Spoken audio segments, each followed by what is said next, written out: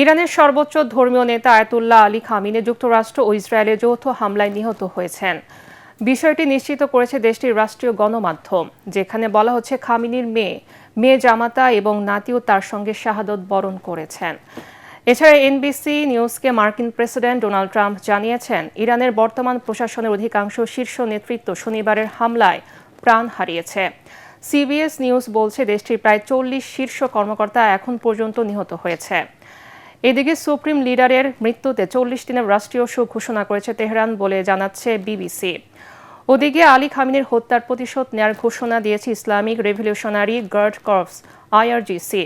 বলেছে মধ্যপ্রাচ্যে যুক্তরাষ্ট্রের সব ঘাঁটি ও দখলদার ইসরায়েলের বিরুদ্ধে এমন সর্বাত্মক হামলা চালাবে যা এর আগে কেউ দেখেনি। বিস্তারিত আদিব মোহাম্মদের রিপোর্টে।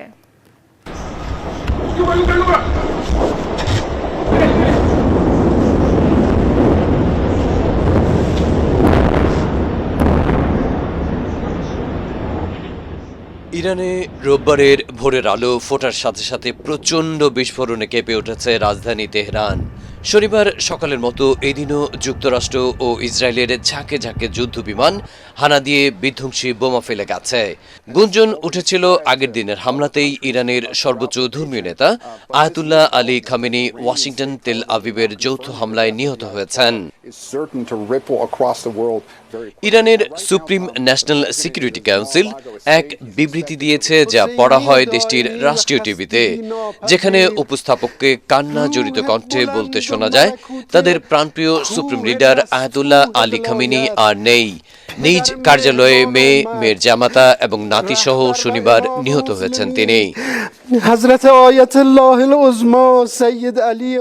এর আগে সামাজিক মাধ্যমের এক বার্তায় খামেনি নিহত হওয়ার খবর দেন মার্কিন প্রেসিডেন্ট ডোনাল্ড ট্রাম্প। বলেন, ইতিহাসের জঘন্যতম এক ব্যক্তি মারা গেছে, তার মৃত্যুতে বিশ্ব অনেক বেশি নিরাপদ হয়েছে।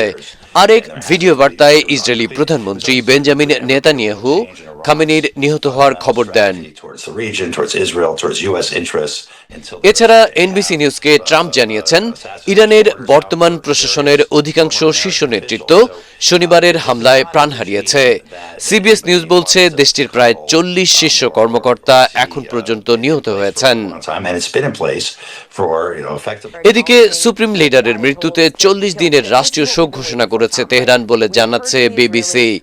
ওদিকে আলী খামেনি হত্যার প্রতিশোধ নেয়ার ঘোষণা দিয়েছে Islamic Revolutionary Guard Corps IRGC.